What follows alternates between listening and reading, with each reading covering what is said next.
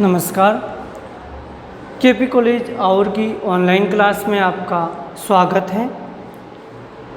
हम सूर्यकांत त्रिपाठी निराला जी के द्वारा लिखी गई कविता जागो फिर एक बहार, इसको भी परिमल कविता संग्रह में शामिल किया गया। जागो फिर एक बार को भी परिमल में शामिल किया गया। परिमल को सन 1930 ईस्वी में लिखा गया था। ये दो खंडों में विभाजित है। कितने खंडों में? दो खंडों में ये काव्यांश जो कविता है दो खंडों में विभाजित है। प्रथम खंड में तो कवि ने जो प्रथम खंड श्रृंगारी बताया है। प्रथम खंड क्या है? प्रथम खंड इसका श्रृंगारी है और द्वितीय खंड प्रथम खंड श्रृंगारी और प्रकृति को अपनाने की बात की गई है। और दूसरा जो खंड है उसमें अतीत की स्मृतियों को बताया गया है और नव जागरण का संदेश दे रही है दूसरा खंड। फिर अब तक जो भारतीय गुलामी की जंजीरों में जकड़े हुए थे उन्हें जागृत रहने का कवि ने संदेश दिया है कि भारतीयों अब जागृत हो जाइए, सुप्ता अवस्था से जाग जाइए।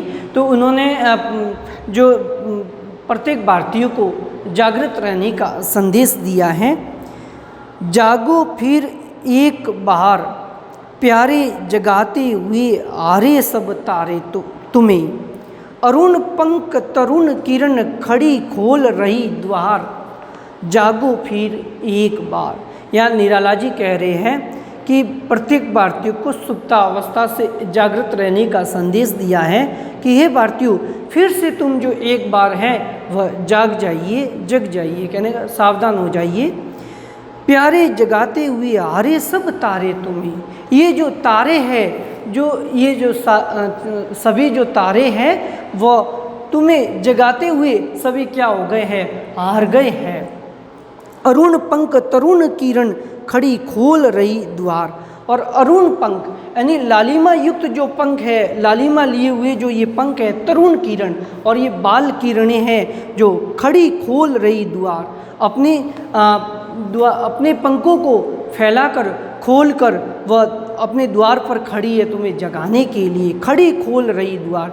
तो अरुण रूपी जो लालिमा है अपने पंखों को फैलाकर द्वार पर खड़ी है तुम्हें जगाने के लिए, तुम्हें निंद्रा से उठाने के लिए। ये तारे भी क्या हैं? वह हार गए हैं तुम्हें जगाने के लिए। तो हे भारतीयों, तुम एक बार फिर से जागृत हो जाइए। तुम्हारा ये अरुण किरण है, ये तुम्हारे द्वार पर खड़ी है अपने पंखों को फैलाकर जगाने के लिए।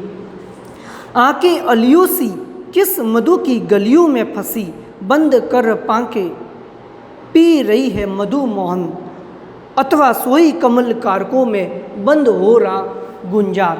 कमल कारक यानी कमल की पंखुड़ियाँ, कमल कारक।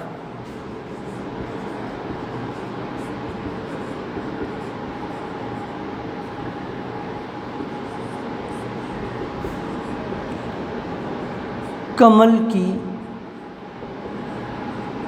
पंखुड़ियाँ।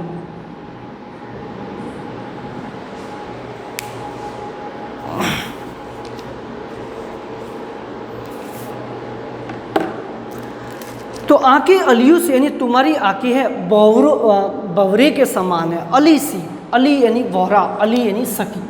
संस्कृत भिन्नार्थ शब्द अली सखी के लिए है और अली छोटा होते ही क्या हो जाएगा? बौरा या बहरा। ये संस्कृत भिन्नार्थ शब्द है, युग्म शब्द भी इसको कहते हैं। तो आंखें हैं तुम्हारी किसके? बौरों के समान है, मधुप के समान है।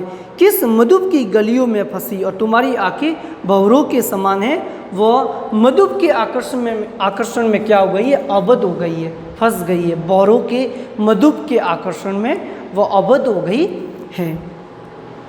बंद कर पांखें पी रही है मधुप मौन, और अपने पंखों को समेट कर ये मौन भाव से क्या कर रही है? मधुर रस पी रही है। जो ये बौरा है अपने पंखों को वे समेट कर क्या कर रही है, मधुप रस का पान कर रही है। कहने का मतलब प्रत्येक जो भारतीय है अभी निद्रा में सोया हुआ है, मोहग्रस्त है। जिस तरह से बोरा है वह पुष्प में फूलों पर बैठकर रस को पीने के लिए वह उस फूल में क्या हो जाता है, बंद हो जाता है, और उसी तरह भारतीय भी क्या है, मोह से ग्रस्त है, अभी तक निद्रा में सोया हुआ है। पी रही मधुप मौन, और वह अपने मौन भाव से वह मधुप रस का क्या कर रहा है, पान कर रहा है। अथवा सोई कमल कारकों में, या फिर वह कमल की पंखुड़ियों में बंद होकर बंद हो रहा गुंजार, और उसका गुंजार है, उसकी गर्जना है। जिस तरह भौरा मधुप की यानी पुष्प की पंखुड़ियों में बंद हो जाता है, उसी प्रकार भारतीय भी अभी निद्रा से ग्रस्त है, मोह से ग्रस्त है। जागो फिर एक बार, हे भारतीयों तुम एक बार फिर से सुप्तावस्था से जागृत हो जाइए। तो जागिए फिर एक बार। अस्तांचल ढले रवि, अस्तांचल यानी सूर्य है जो पश्चिम दिशा की ओर अस्त हो गया है। अस्तांचल पश्चिम दिशा की ओर चला गया है। अस्तांचल सूर्य का पश्चिम दिशा में जाना।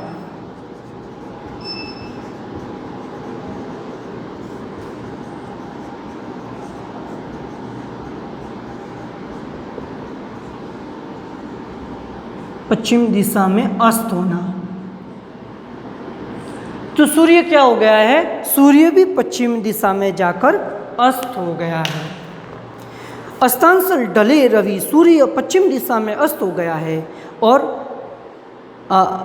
शशि सवी विभावरी में यानी रात्रि में, रात हो गई है सूर्य अस्त होने के पश्चात, तो रात्रि में जो शशि की छवि, चंद्रमा की छवि है वह विभावरी में चित्रित हुई है देख। यानी कहने का मतलब शशि की छवि है बड़ी दर्शनीय है, और विभावरी में यानी रात्रि के समय चित्रित हुई देख। रात्रि के समय यामिनी गंध जगी, यामिनी गंध यानी जो रजनीगंधा के पुष्पों की जो सुगंध है वह चारों तरफ रात्रि के समय में क्या हो गई है, फैल गई है। एक टक चकोर कर दर्शनीय प्रिय, और ये चकोर पक्षी है अपने प्रिय को क्या कर रहा है, अपने प्रिय की अभिलाषाओं को वह मन में समेटे हुए है। तो एक टक चकोर कोर दर्शन, चकोर पक्षी भी अपने प्रिय की जो अभिलाषा यानी दर्शन करने के लिए दर्शन प्रिय आशाओं भरी मौन भाव से, वह आशाओं भरी मौन भाव से यानी मन में वह समाई हुई मौन भाव से बहु भावामयी यानी मौन भाव से घेर रही चंद्र को छाव, वह चंद्रमा को बड़े साव से यानी मौन भाव से देख रहा है। शिशिर बाहर व्याकुल कुल खिले फूल झुके हुए, शिशिर के बाहर से पत्र के जड़ के भाव से, पत्र जड़ के बाहर से वह व्याकुल हो गए। क्यों, फूल भी शिशिर के बाहर से क्या हो गए, झुक गए। तो खिले फूल झुके हुए, शिशिर के बाहर से वह व्याकुल होकर खिले हुए फूल भी क्या हो गए, नीचे झुक गए हैं। आया कलियों में उभार, और कलियों में उभार आ गया है। मद उर यौवन उबार, कैसा, कलियों में कैसा उबार आ गया है, यानी यौवन का उबार आ गया। कहने का भाव यह है कि कवि भारतवासियों को स्वतंत्र रहने के लिए, तत्पर रहने के लिए संदेश दे रहा है कि कलियों में भी नवीन उबार आ गया है। यानी ये भारतीयों, तुम्हें भी अपनी स्वतंत्रता के लिए, अपनी आज़ादी के लिए हमेशा इस देश के लिए तत्पर रहना चाहिए। पियू रव पपिए प्रिय बोल रहे, सेज पर वीर विदग्धा वधु, याद कर बीती बातें रातें मन मिलन की। मूंद रही पलके चारों नैन जल ढल गए, लघुतर कर बहता बाहर, जागो फिर एक बार। यहाँ पे वीरणी मिलन की अतीत की घटनाओं का स्मरण किया गया है, यानी अतीत की घटनाओं को याद कर रहा है। वीरणी क्या कर रही है, अपने मिलन की जो अतीत की घटनाएं हैं उसे याद करते हुए बताया है कि पियू रव पपिय प्रिय बोल रहे, यानी जब उसे अपने प्रिय की याद आ रही है वीरणी को, तो जो पपिय की जो आवाज़ है, जो प्रिय पपिया नामक पक्षी है उसकी जो आवाज़ से वो पपिय प्रिय बोल रहे। सेज पर वीर विदग्धा वधु, और पपिये के बोलने से उसकी जो वीर वेदना है, वीर विदग्धा है, वह और भी क्या होती जा रही है, तीव्र होती जा रही है, बढ़ती जा रही है। याद कर बीती बातें, उस बीती बातें को, इस अतीत की घटना को याद कर बीती बातें रातें मन मिलन की, यानी अपने मिलन की जो मन मिलन की जो बातें हैं, अतीत की घटनाओं को याद करके उसकी वीरो वेदना है नायिका की वह और भी क्या होती जा रही है, बढ़ती जा रही है। मूंद रही पलके चारों, और वे अपनी सुंदर चारों पलकों को बंद करके नैन जल ढल गए, और उस वीर वेदना को याद करके, उस वीर दुख भरी घटनाओं को याद करके आंखों से अश्रु ढल रहे हैं। नैन जल ढल गए लघुतर कर वहता बार, और उस वीर वेदना को याद करने से जो लघुतर कर वहता बार, मन की जो वहता है, पीड़ा है, वह हल्की हो गई है। यानी वीर वेदना से जो अश्रु बह रहे हैं, जिससे क्या हो रहा है, वह लघुतर कर वहता बार, जो हल्का भी कर रही है, उसकी वीरो वेदना को, उसकी व्यथा को, पीड़ा को वह हल्का करिए। कहने का भाव यह है कि अतीत की इस जो घटनाएं हैं, संपूर्ण घटनाओं को भूल जाने का बात की गई है लेखक ने, कवि कह रहा है कि अतीत के स्मरण को भूल जाना चाहिए, जागो फिर एक बार, और जिससे ये वीर वेदना से जो दुख कम हो रहा है, मन हल्का हो जा रहा है। हे भारतीय, एक बार फिर से जागिए, आप अतीत की घटनाओं को, स्मरण को मत याद कीजिए, उसे भूल जाइए। भूल जाने का कह रहा है। सहदे समीर जैसे पूछो प्रिय नयन नीर, शयन शिथिल बाए भर स्वप्निल आवेश में। तो कवि भारत की जनता को अपना दुख भुलाने की बात कर रहा है। सहदे समीर जैसे, अपने सहदे से, समीर यानी हवा, वायु, पोछो प्रिय नयन नीर, और अपने आंखों के आंसू को पोंछ दीजिए। इस नीर को, नीर यानी जल, नयन नीर, नयन यानी आंखें, तो आंखों का जो आंसू है इसे पोंछ दीजिए। शयन शिथिल बाहे, जिससे शयन यानी निंद्रा अवस्था में आपकी जो बाहें है, जो ये भुजाएं है, ये शिथिल हो गई है, कमज़ोर हो गई है, जिस कारण से निंद्रा के कारण आप शिथिल हो गए हो। बर स्वप्निल आवेश में, उसमें सपनों का जोश भर दो। बर स्वप्निल आवेश में, उसमें आप क्या कीजिए, आपकी जो निंद्रा से, आलस से आपकी भुजाओं में शिथिलता आ गई है, उसमें आवेश भर दो, सपनों का आवेश भर दो। आतुर उर वसन मुक्त कर दो, सब सुप्ति सुखानंद हो। यानी मन में जो निराशा आ गई है आपके, आतुर उर वसन, उस हृदय रूपी वस्त्र पर, उस हृदय रूपी वस्त्र, वसन यानी वस्त्र, तो आवरण कह सकते हो आप, उर यानी हृदय,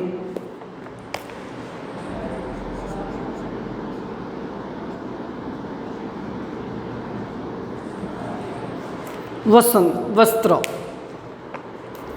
तो आतुर उर वसन मुक्त कर दो, यानी मन पर जो निराशा का, जो अवसाद का जो वस्त्र पड़ा है अपने हृदय पर, उसे मुक्त कर दो, त्याग दो। सब सुकून माद, यानी तुम्हारा जो मुंह है वह सुख की अनुभूतियों में परिवर्तन हो रहा है। सब सुखी सुकून माद, सुख की अनुभूतियों में परिवर्तन हो रहा है। छूट छूट अलस फैल जाने दो पीठ पर, उसको पीठ पर, अपने पीठ पर क्या करो, फैल जाने दो। यानी इस कल्पना के समान कोमल, इस कल्पना के समान आप हैं जो इसको वक्र को फैल जाने दो। कल्पना के समान कोमल रिजु कुटिल प्रसारमयी केश घुस को, यानी आप उस रिजु वक्र को, सरल वक्र को, समूह को आप चुपके से अपनी पीठ पर क्या करो, फैल जाने दो, ताकि तन मन आपका जब थक जाए तो मर्दू सुरभि भी समीर में, यानी कोमल हवा भी जो बुद्धि में हो लीन, बुद्धि में क्या हो, लीन हो जाए, और मन में विलीन हो जाए। जिस तरह से सुगंध हवा में विलीन हो जाती है, उसी की बात ही एक अनुभव बता रहे, आपके मन में एक अनुभव बता रहे। उभी आत्माओं में कब से मैं रही पुकार, जागो फिर एक बार। तो सभी आत्माओं का एक अनुभव बना रहे, कहने का मतलब उभी आत्माओं में कब से मैं रही पुकार, यानी सभी आत्माओं में एक सा अनुभव बना रहे। और कवि को पुकार पुकार कर कह रहा है कि हे भारतीयों, जागो फिर एक बार। उगे अरुणाचल में रवि, अरुणाचल यानी सूर्य पूर्व दिशा में क्या हो गया, उदय हो गया, अरुणाचल।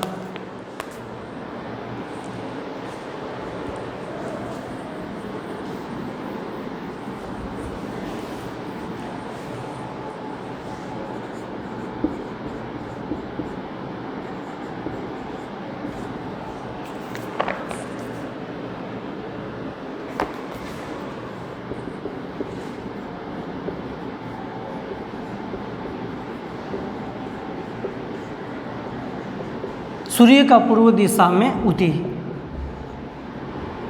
होना। तो सूर्य भी क्या हो गया है, अरुणाचल हो गया है, पूर्व दिशा में उदय हो गया है रवि यानी सूर्य। तो उगे अरुणाचल में रवि, सूर्य भी पूर्व दिशा में उदय हो गया है। आई भारती रति कवि कंठ में, यहाँ पे भारती सरस्वती के लिए आया है भारती।